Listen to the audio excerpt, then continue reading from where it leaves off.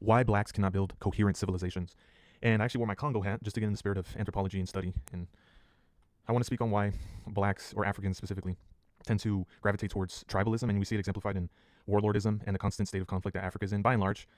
And we see it specifically recently in the coup in Togo, and there's the conflict rearming or reincited recently in the Congo, which is a very 90s headline, but it's a re-escalation by the Tutsi minority, I believe.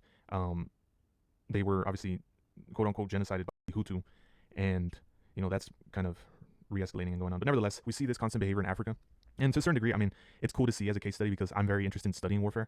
I have very general broad strokes of warfare in itself. I really love the art of war, and I've been looking into Karl von Clausberg and stuff.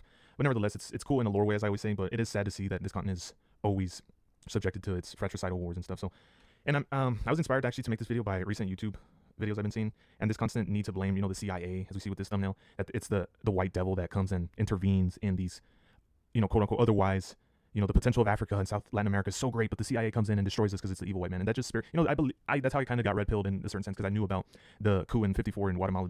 United Fruit advocated for the CIA to overthrow Jacobo Arbenz, and they wanted those agrarian reforms. They didn't want that. So to a certain degree, the white man did intervene, but this cell of it being neocolonialism, I feel completely obfuscates the fact that these dysfunctional societies would exist, whether the CIA intervenes or not, whether the United States intervenes or NATO or Europe or whatever. I think these brown societies would still be dysfunctional, without those interventions. So, and in addition, this funny phenomenon I saw with this Jew who goes around, and he's a journalist, so-called journalist, Andrew Callahan, and he went to Tepito, which is I think Ixtapalapa is some part of Mexico in the central part of, or in the capital.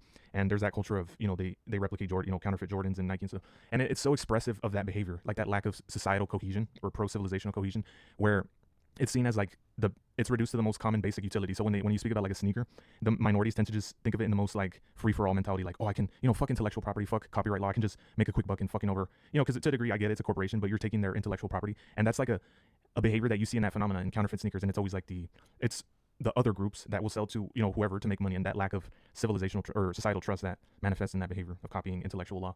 And that behavior, you go further on, and it leads to a lack of a high social trust society. So it's just an interesting thing I saw in this video in this case, and we'll go further. By and large, Africa is not developed, and we could say South America is a little bit more developed, even though they have a huge rainforest. But there's nice cities like Caracas was a nice city, or Rio or whatever. And I think we even see it less in Africa. There's on the left here, I believe, is Kenya and Lagos. I might get a mixture around, but nevertheless, we can deduce. I mean, I do concede there are nice places, but by and large, I feel it's safe to say that there is lack of development in comparison to Europe and North America. And I was ideating and hypothesizing why that is. If we can say that these darker subspecies groups have a less of a prefrontal cortex cognition, then it would be my intellectual duty to prove that corollary. That the fact that, well, I would have to prove that, I'm pretty much sussing out why that is. And what I was ideating was that infrastructure would be your base, your basis on your civilization. That's where you start. That's where I kind of concluded with, or I came to a conclusion in terms of where you begin, and then it, blooms into a nice society. And I was thinking, why don't Africans do that? For example, I would say they're not really thinking past like tomorrow. And I do think it's that simple. They're thinking, I think if I'm going to contribute to my kin and my city, my township, I'm going to start by building a roadway, perhaps. And then because they're so stuck on their base level instinct and primal desire or primal needs, they're not even thinking of what is the next step in terms of contributing to a society. They're just stuck on, and I do think that's why we see like just simple industry in Africa, like mining and warfare. Like warfare is a simple trade, and it's killing opposing tribes and groups so that you can essentially raid their resources or coffers or whatever. Yeah, but nevertheless, that's what I kind of concluded to. It's like that. I had to pretty much substantiate why it's a prefrontal cortex phenomena, because I did look up, is the prefrontal cortex the part of the brain, the component that leads one to plan? Is that and it seems to be the case. So we see this behavior with American blacks on the top right here, and I think it's very damning to their backwards behaviors we see. I mean, we just see that constant need of government dole help, that government help welfare that they're recipients to, and we see this in Latin America. And I do have to concede a little bit because there is a cultural component, and it's very relevant to, because yesterday I was talking to a phenotype of like a Mayan descendancy, Amerindian, and there's like to a certain degree, but I do believe I have to find correlation to the size of a person, because generally speaking, Guatemalans in that part of the world, they're smaller people, and I do think that might play into testosterone, which is the reason we might see that they lack aggression in a lot of cases. They're very meek people, like East Asians. So I think there's something there, and I want to explore that. Not to like, in all of this, I'm not trying to shit on people. I do really want to get it scientifically and be intellectually rigorous. I'm not trying to shit on anybody in particular, but I do think it's important to interrogate this phenomenon, and I do think it's obviously very taboo to do this, but knowing me, I'm not scared of that. But again, I do refrain from being personal about this. I'm not trying to be glib about it.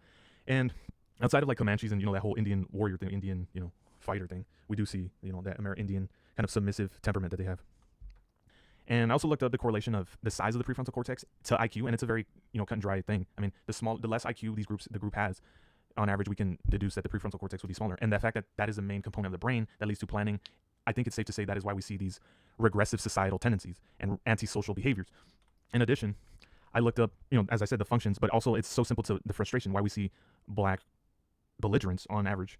Most black people are very belligerent. We can argue whether it's like less than 50 or over, but I think we've all had anecdotal experience.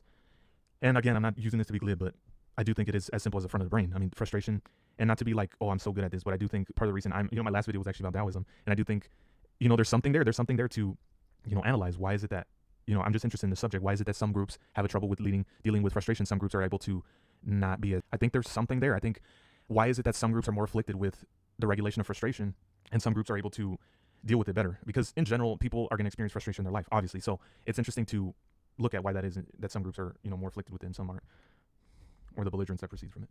And that's kind of what I wanted to get into. And my next anthropological case study, we're going to look at whether we agree with Thomas Sowell's positing of the middleman minority thing and why they're demonized by their host country. And this I disagree with, because that spirit of libertarian, Chicago school thing, they believe it's innocuous to these middleman groups. Their behaviors, they're seen as negative or parasitic in their host countries. And Thomas Sowell and others, they would posit that it's not genetic, whereas I would, just how the IQ thing is genetic. And I want to get into this because not only is it interesting to me, but I think it's a very good anthropological case study with particularly the East African Indians, India Indians, not Amerindians, and as well as the Gujarati, because there's really no talk about the Gujarati. I mean, they're very middleman minority-esque, I guess, and it's a very interesting thing, as well as the Jays, the JQ, because they're in these industries like jewelry, mining administration, junk bond. Here we got Carl Aiken, all these industries, bail bondsmen, finance, lobbying the United States government, all this stuff, the whole gamut. But yeah, stay tuned for part 2, and I hope I didn't offend too many because I called black people stupid or whatever. Oh no, it's so evil, the evil white man CIA. Okay.